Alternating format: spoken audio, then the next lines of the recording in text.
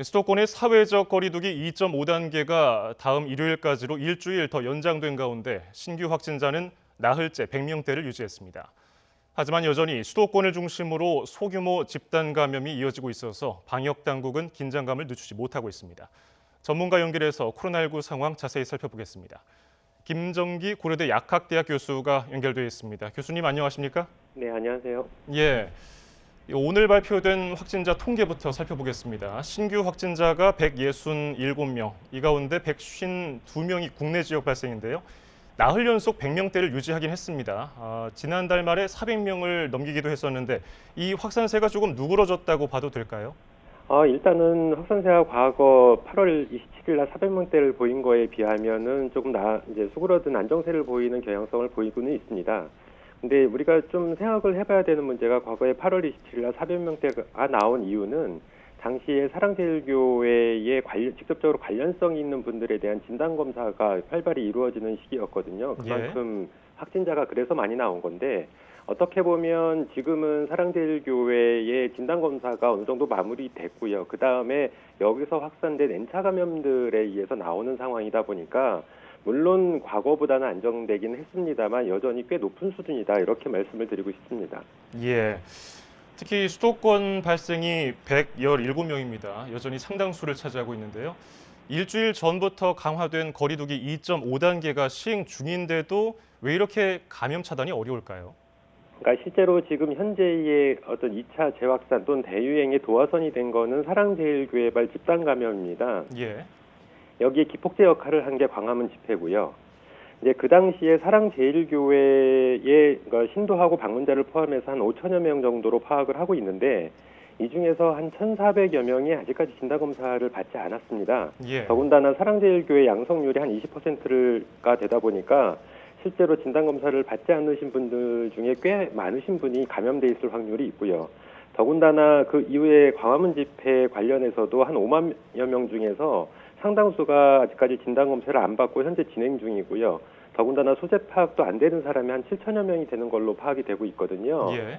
그렇다 보니까 그 얘기는 실제로 방역당국에서 파악을 못한, 찾지 못한 감염자들이 상당수가 된다는 얘기고, 이분들이 일상생활을 하면서 계속 숨은 감염자 또는 숨은 전파자가 되고 있거든요.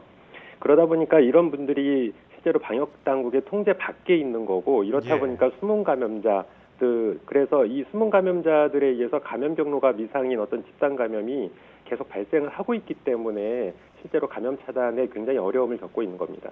예. 숨은 감염자를 찾아내기가 어려운 상태인데 어쨌든 거리두기 2.5단계가 일주일 더 늘어났습니다. 기존의 카페에서 영업 제한이 되니까 이른바 풍선 효과로 프랜차이즈 카페로 사람들이 몰렸어요. 그래서 여기에도 영업 제한이 된다고 하는데요. 확산 차단에는 얼마나 효과가 있을 것으로 보십니까?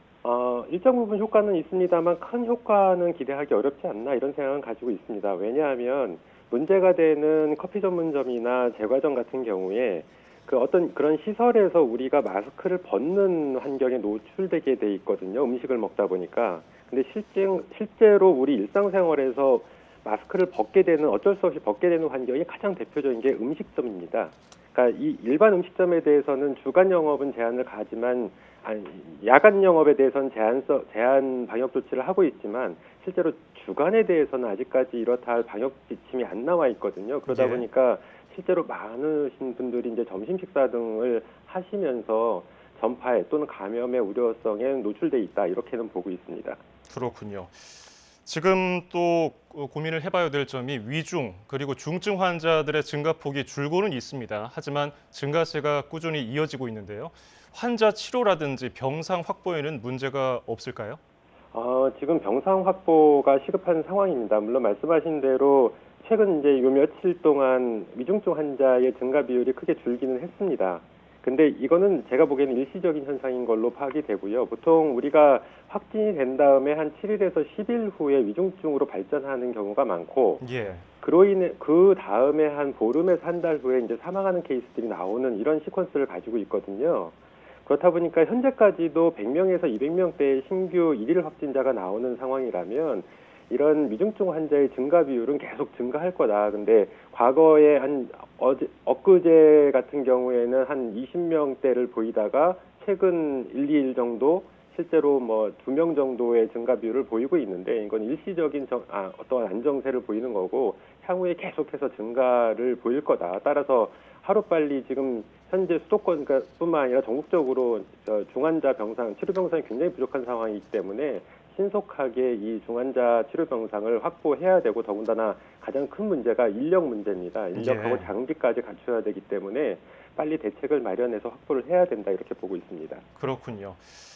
자, 그렇기 때문에 여러 가지 보건당국도 고민이 많을 것 같습니다. 긴장의 끈을 늦추지 않고 있는데요.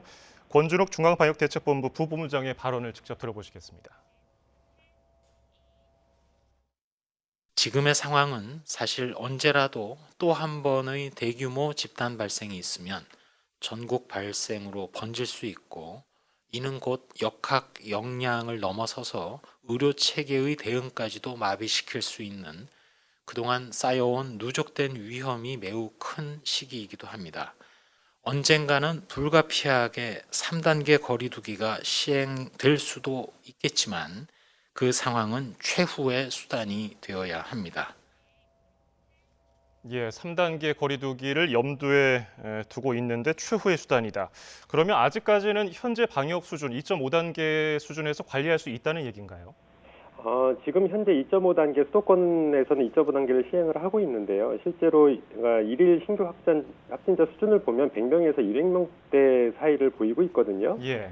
실제로 이 수치는 3단계에 해당됩니다. 근데 우리가 3단계를 시행하기에는 어떤 경제적인 문제 등을 고려해서 불가피하게 시행을 못하고 어떻게 보면은 제한적인 3단계, 그래서 2.5단계로 분류를 하고 있는데요. 문제는 지금 단계가 중요한 게 아니라 한 달 후에 추석 명절이 가장 큰 어떤 걸림돌이 될 수가 있습니다. 그래서 예. 더군다나 지금 최근에 환절기로 접어들고 있거든요. 그래서 이런 요인들이 같이 작용을 하게 되면 향후에 추석 명절 이후에는 굉장히 큰 폭으로 다시 증가할 가능성이 꽤 높다. 왜냐하면 그래서 지금 현재 100명에서 200명대 수준의 신규 일일 확진자 수를 크게 낮춰야 됩니다. 그래서 제가 보는 수치는 과거에 사랑제일교회발 집단 감염이 일어나기 이전 수준인 50명 이내로 줄여야지만 어느 정도 그래도 향후에 추석 명절을 지나고라도 방역 당국에서 통제가 가능하지 않을까 이렇게 생각을 하고 있습니다. 그래서 지금 수준의 관리 가능하다라기보다는 지금 어떤 수단을 썼더라도 과거 수준으로 돌려놔야지만 추석 명절 이후에 우리가 보다 안심할 수 있다 이렇게 생각하고 있습니다. 예.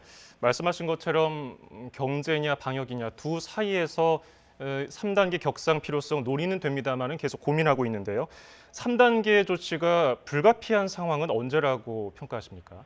앞서 말씀드린 부분하고 일맥상통하는 부분인데, 예. 그러니까 실제로 이제 지금 일일 신규 확진자를 50명 이내로 줄이지 못하고 추석 명절을 지내게 되면 추석 명절 후 1, 2주 후에는 굉장히 큰 폭으로 증가할 가능성이 굉장히 높습니다. 그래서 아마도 불가피한 상황이 발생하는 시기를 예측하면 아마도 추석 명절 이후가 아닐까 이렇게 생각을 하고 있습니다. 따라서 국민들께서는 이번 추석 명절 때에는 가급적 고향을 방문하지 말으셔야 된다. 안 그러고 예년처럼 방문을 하게 되면 아마도 추석 이후에는 3단계로 불가피하게 적용을 해야 되지 않을까 이런 생각을 가지고 있습니다. 예. 자, 사랑제일교회 급격한 확산세에 단초를 제공했다고 계속해서 평가를 받고 있는데요. 계속해서 확진자가 나오고 있습니다. 그리고 광화문 집회에서도 계속해서 확진자가 늘고 있고요. 이런 확산 추세가 조금 줄긴 했지만 이런 추이는 얼마나 더 이어질 것이라고 전망하십니까?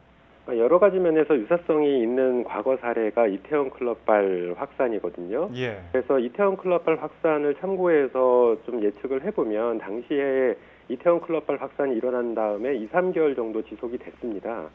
그래서 최소 이번 어떤 재유행은 최소 2, 3개월은 지속될 거다. 근데 실제로 이태원 클럽발보다는 사랑제일교회 그리고 광화문 집회발 확산이 규모가 훨씬 더 크기 때문에 그 이상 지속될 거로 보고 있고요. 앞서 말씀드린 것처럼 추석 명절도 있고 더군다나 지금 환절기로 접어들면서 일반 감기 환자하고 구분이 어려운 상황에 노출될 가능성이 굉장히 높습니다. 그래서 향후 꽤 오랫동안 지속이 되지 않을까 이런 생각은 하고 있습니다. 예.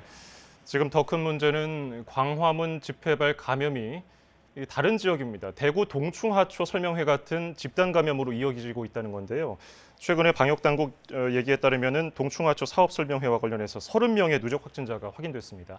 이 사업 설명회 있었던 사람들이 대부분 확진이 됐고요. 이렇게 어쩌다가 감염이 확산됐다고 보시는지요? 일단 근본적으로는 근원 환자가 광화문 집회 참석자와 접촉을 했던 걸로 알려져 있거든요. 예. 그래서 일단은 광화문 집회 참석자들, 그러니까 방역당국 정부에서 계속 지속적으로 참석하신 분들에 대해서는 진단검사를 받으라라고 하고 있는데 실제로 이러한 부분이 잘 이행이 안 되고 있기 때문에 원인은 일단 거기에 있고요. 그다음에 직접적인 어떤 확산 원인은 이 그 동충하초 사업 설명회라고 하는 게 굉장히 유사한 사례가 과거에 그 방문 판매랑 비슷하거든요. 예, 예. 그래서 이른바 3밀이라고 하는 굉장히 제한된 공간에 다수가 모이고 환기도 안 되고 이런 시설에 모여서 어떤 사업 설명회 같은 모임을 했다라는 점, 그러니까 이런 거를 하지 말라고 했는데 이 부분을 지키지 않은 점이 원인이고, 더군다나 해당 모임에서 음식을 나눠 먹은 걸로 알려져 있거든요. 예. 그러니까 음식을 먹으려면 마스크를 벗게 되지 않습니까? 그러니까 이런 환경 때문에 실제로 감염원이 있을 경우에 급속하게 확산이 됐다. 그래서 대부분 참석하신 분이 감염이 되고 있는 상황이 이러한 원인 때문에 그렇지 않나 생각을 하고 있습니다. 그래서 복합적으로 작용했다 이렇게 생각하고 있습니다. 예. 그리고 또 집단 감염의 또 다른 뇌관, 방금 말씀해 주신 것처럼 3밀을 좀 멀리 해야 될 텐데 일부 교회에서는 정부의 비대면 예배 지침을 무시하고요. 현장 예배를 강행하고 있습니다. 방역 조치를 조금 더 이 부분에 강화할 필요성은 없을까요? 글쎄요, 지금 방역 조치 차원에서는 이제 정부가 할 수 있는 방역 조치를 최대한 하고 있다라고 생각은 하고 있습니다. 예. 근데 이 부분이 잘 이행이 안 되고 있기 때문에 문제인데, 그렇기 때문에 방역 지침을 내는 것도 중요하지만 이 부분을 관리 감독하면서 이행하지 않았을 때에 어떤 제재가 실질적으로 행해져야 된다 이렇게 생각을 하고 있습니다. 물론 많은 교회에서 방역 지침을 잘 이행을 하시면서 온라인 예배를 하고 계십니다만 일부 교회들이 그렇지 않은 행동을 하기 때문에 이러한 경우에 만약에 집단 감염이 발생한 경우에는 구상권 청구 등 강력한 어떤 행정 집행이 필요하다 이렇게 생각을 하고 있습니다. 예. 자, 그리고 지난 올해 초에 그 구로구 콜센터 상황이 생각나게 만드는 강동구 콜센터 집단 감염이 발생했습니다. 전체 직원 20명 가운데 80%인 16명이 감염됐다고 하는데요. 방역 수칙을 잘 지켰다고 하는데 왜 이렇게 감염이 확산됐을 것으로 분석하십니까? 글쎄요, 아직 역학조사가 정확하게 나오지 않아서 뭐 정확하게 말씀드리기는 어렵습니다만 기본적인 환경적인 방역 수칙은 지켰다라고 생각을 하고 있습니다. 다만 문제는 이 마스크를 착용하는데 일단 마스크를 착용하는 것 자체가 중요한 게 아니고요. 감염원에 그러니까 다른 사람들과의 거리가 충분하지 않을 때에는 반드시 마스크를 착용을 해야 되는데 하루 종일 마스크를 과연 제대로 착용을 했느냐라는 게 의문점이거든요. 그래서 예. 이러한 어떤 방역 수칙의 좀 허술한 부분, 이런 부분들이 실제로 집단 감염의 원인이 되지 않았을까 이렇게 생각을 하고 있습니다. 그래서 어떻게 보면 이런 전파, 코로나19의 전파의 가장 중요한 어떤 위험 요소는 가장 가까운 사람들이거든요. 그래서 가족, 그리고 지인, 동료인데, 그러니까 어떻게 보면 같이 생활하는 동료이기 때문에 믿거니 하는 이런 마음들이 있다 보니까 마스크를 경우에 따라 벗는 환경들이 또 그런 상황들이 그러니까 발생을 하게 될 거라고 생각을 하고 있습니다. 그래서 이런 부분 때문에 실제로 집단 감염이 발생한 게 아닌가 이런 생각은 해봅니다. 그렇군요. 조사가 좀 더 있어야겠지만은 일단 서울시에서는 뭐 환기를 하기가 쉽지가 않은 상황이었다 이렇게 얘기를 하기도 했고요. 자, 앞서 말씀해 주신 바가 있는데요. 이제 아침 저녁으로 조금 선선해졌습니다. 환절기가 다가오고 이제 조금 있으면 겨울이 오는데 독감 유행이 오게 되면은 실제로 코로나19와 겹쳐버리면 방역 대응이 얼마나 더 어려워질지 저는 가늠이 안 됩니다. 어떻게 예상하십니까? 말씀하신 독감, 비단 독감뿐만 아니라 이제 지금부터는 이제 감기 환자들이 발생을 하기 시작하거든요. 환절기이기 때문에. 그래서 감기조차도 실제로는 코로나19의 임상 증상하고 상당 부분 겹쳐서 구분이 어렵고요. 그리고 11월 달부터는 독감 시즌이 이제 오게 되는데 독감의 가장 대표적인 임상 증상 중에 하나가 발열 반응, 그러니까 고열을 동반하는 겁니다. 그래서 예. 이 부분도 역시 코로나19랑 굉장히 유사한 임상 증상이다 보니까 우리 국민들께서는 내가 감기나 독감인지 아니면 코로나19인지 구분이 어렵고요. 실제로 병원을 가게 돼도 상당 부분 이 부분을 판별하기가 굉장히 어렵습니다. 그러니까 그렇게 되면 진단검사가 굉장히 늘어나게 되고요. 이 부분은 방역 당국의 굉장한 압력으로 작용할 가능성이 굉장히 높습니다. 그러다 보니까 이러한 부분은 진단검사가 이루어지지 않고 그걸 간과했을 때 전파가 용이하게 이루어지고 더군다나 지금 지역사회 숨은 감염, 그러니까 그 감염 경로가 미사인 케이스가 20%를 넘는데 그 얘기는 숨은 감염자가 굉장히 많다라는 얘기입니다. 그래서 이런 부분이 복합적으로 작용하게 되면 향후에는 환자가 굉장히 많이 늘어날 가능성이 굉장히 높습니다. 예. 이 대개 독감 예방 주사는 어린이들 그리고 어르신들 위주로 지금까지 맞아왔는데요. 성인들이 맞아야 할 필요성은 어느 정도로 보십니까? 아니, 비단 그 어린이들 또는 노인층에서 맞는 것보다도 성인층에서 상당히 많이 많습니다. 저도 매년 맞고 있거든요. 예. 그래서 물론 이제 우리가 흔히 얘기하는 그 인플루엔자 바이러스 자체가 돌연변이가 굉장히 심합니다. 오히려 코로나 바이러스보다 더 심하거든요. 그렇다 보니까 독감 예방 주사의 효능이 굉장히 낮을 때는 20%대고 높아도 60%를 넘지를 못합니다. 그러다 보니까 이 백신을 맞아도 나중에 독감에 걸리는구나라는 생각 때문에 많이들 안 맞이는 경향이 있는데 그래도 맞으셔야 한다. 물론 이거는 코로나19 상황을 떠나서 일반적인 때에도 성인들께서도 반드시 독감 예방 주사를 맞는 것이 어떤 증상을 완화시키거나 여러 가지 면에서 도움이 된다 이렇게 말씀을 드리고 싶습니다. 예. 결국은 코로나19 백신 또 치료제가 나와야 많은 분들이 좀 마음을 놓으실 것 같고 세계적인 대유행도 잦아들 것 같은데요. 백신 개발과 접종 시기를 둘러싸고 논란이 이어지고 있습니다. 세계보건기구 WHO는 내년 중반쯤에야 본격적인 접종이 가능하다고 밝혔는데 왜 이렇게 예상보다 개발이 더딜까요?